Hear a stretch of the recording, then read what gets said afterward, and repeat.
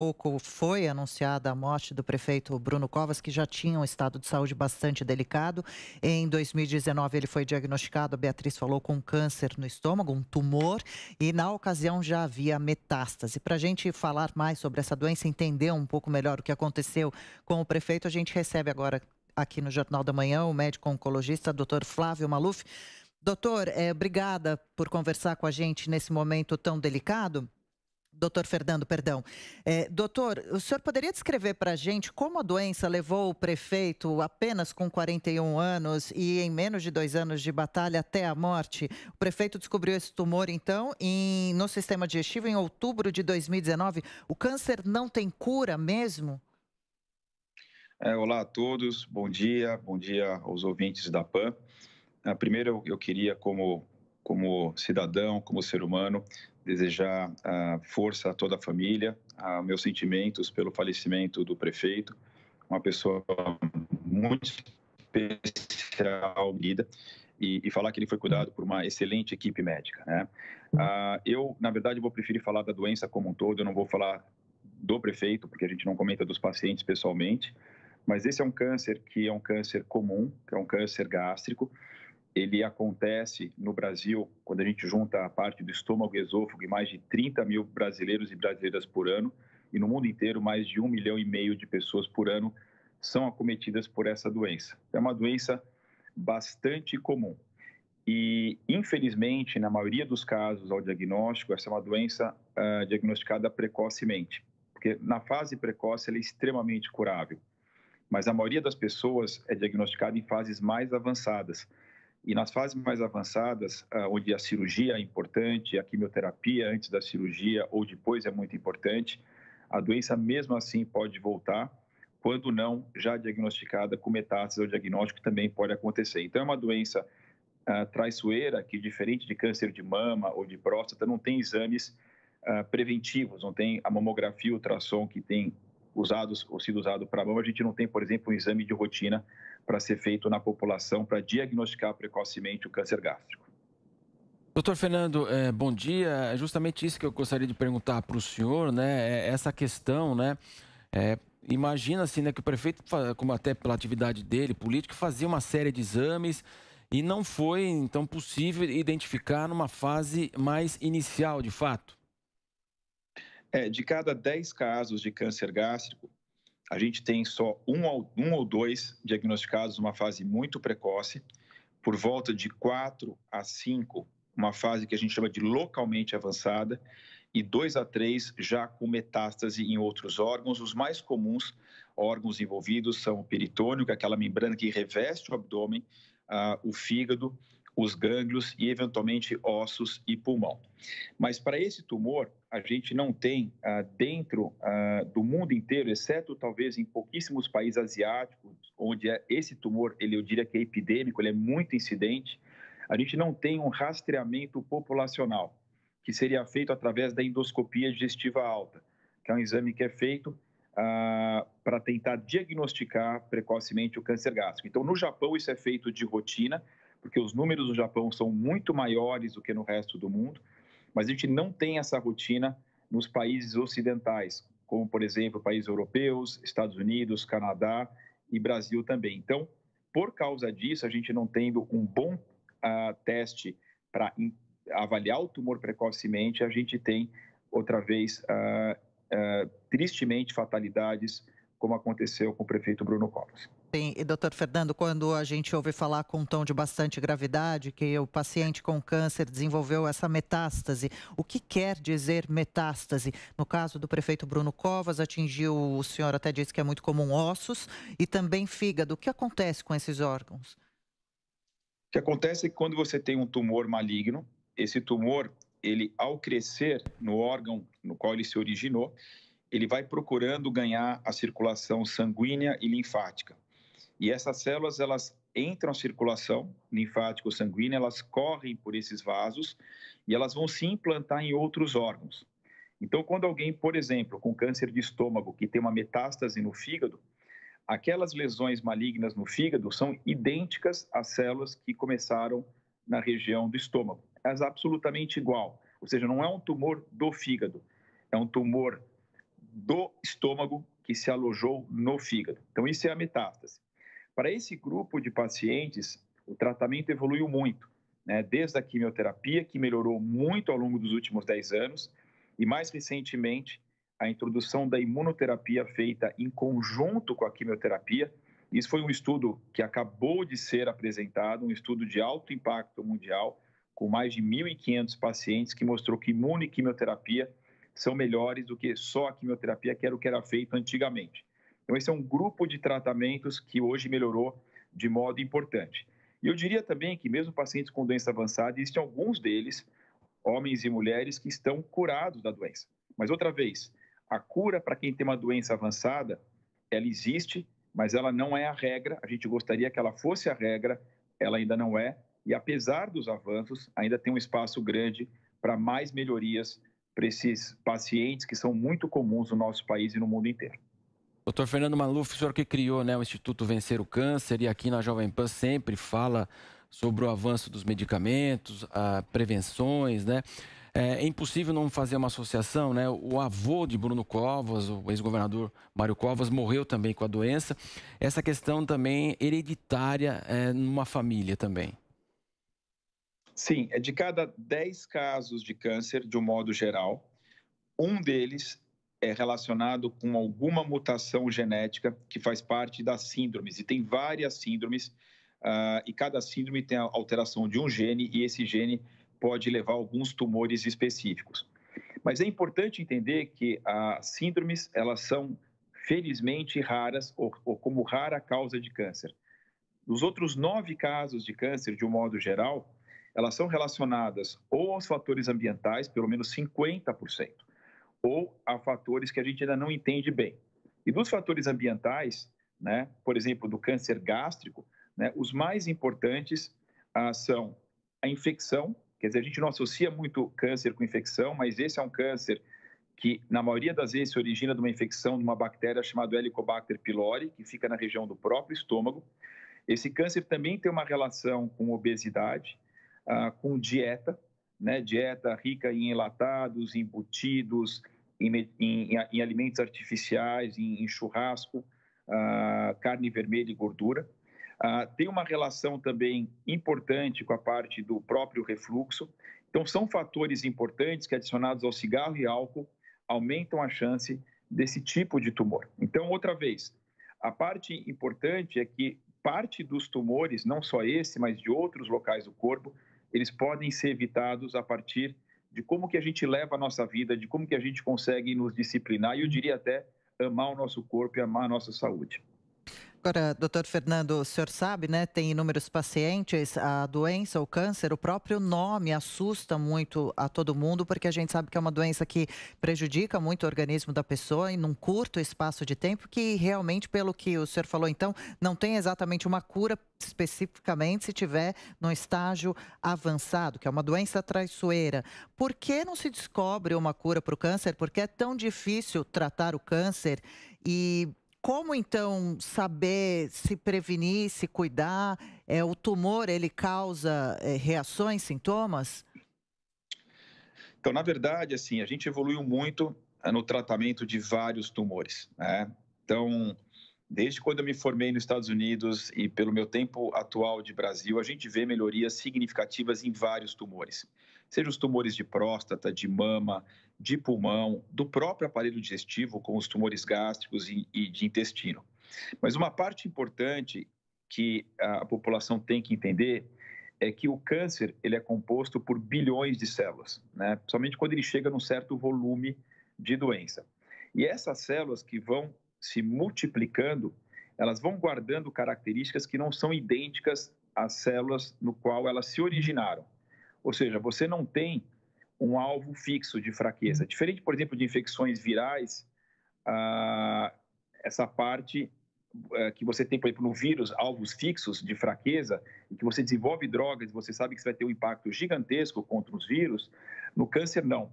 Você pode ter células que são sensíveis a um remédio e outras na mesma pessoa insensíveis àquele mesmo remédio. Por isso, outra vez, que a cura do câncer é difícil no sentido de que você vai ter que desenvolver uma série de medicamentos que atuam de modo diferente para ir silenciando e apagando todos, outra vez, as vias pelo qual o câncer se desenvolve. Outra vez, a cura não vai vir de um remédio único, ela vai vir de uma sequência de remédios que vão apagando essas células diferentes entre si para evitar que elas cresçam. E por isso, outra vez, que a força da comunidade médica é sempre em trabalhar com prevenção primária, melhora do estilo de vida e também exames de rastreamento para diagnosticar precocemente qualquer tipo de tumor. A gente não tem isso ainda no câncer gástrico, a gente já tem isso para o câncer de mama, para o câncer do colo de útero, para o câncer de próstata, para o câncer de intestino, mas o câncer gástrico, o câncer de pâncreas, a gente não tem ainda bons testes e eu diria que a medicina tem avançado muito para encontrar testes muito sensíveis para anteceder esses diagnósticos antes que a doença apareça e antes que essa doença apareça já de um modo mais avançado, onde a cura fica, obviamente, bem mais complexa. Doutor Fernando, o senhor também sempre cita, né, a questão pública e a questão privada, né, a diferença que é muito grande. Como é que o senhor avalia o estágio hoje do Brasil em relação, até como o senhor disse, campanhas informativas para a pessoa mudar a conduta dela, fazer mais exames preventivos e também a questão do tratamento? Então, é muito importante a informação. O Instituto Vencer o Câncer, dentre outros, ele virou uma grande fonte de informação sobre o câncer para o país todo, mas a informação só, apesar de ser importante, ela não é suficiente. As pessoas podem ter informação, mas se elas não têm acesso aos exames de diagnóstico, aos tratamentos, não só a bons tratamentos, mas a rapidez no qual eles sejam iniciados, você, obviamente, tem uma lacuna muito importante que não foi preenchida e que tem um impacto muito negativo. Para a gente ter uma ideia, nós estamos fazendo agora um levantamento com vários tumores, comparando as curvas de cura de quem está no sistema público e quem tem um plano de saúde. E eu posso adiantar para vocês que de vários tumores, em nenhum deles essas curvas são iguais. Ou seja, infelizmente, quem está ligado ao sistema público de saúde, tá? Quando a gente olha uma média, está sendo assolado por números de sucesso muito menores, números de insucesso muito maiores comparados com uma medicina que tem acesso às melhores estratégias, à melhor estrutura. Obviamente, isso é uma coisa que era intuitivamente sabida, mas agora nós vamos documentar isso em uma série de trabalhos científicos mostrando que, cabalmente, né, o câncer é uma doença que, se não bem tratada e tratada adequadamente com todos os recursos, ela tem uma chance de machucar a pessoa muito maior do que do outro lado. E o sistema público, obviamente, tem uma série de qualidades, mas uma série de limitações. E numa doença tão complexa que você exige boas drogas, boa radioterapia, boa cirurgia, bons exames de imagem, as fraturas do sistema público ficam, obviamente, muito maiores e quem sofre e quem paga isso é o paciente, muitas vezes com a sua vida. Claro.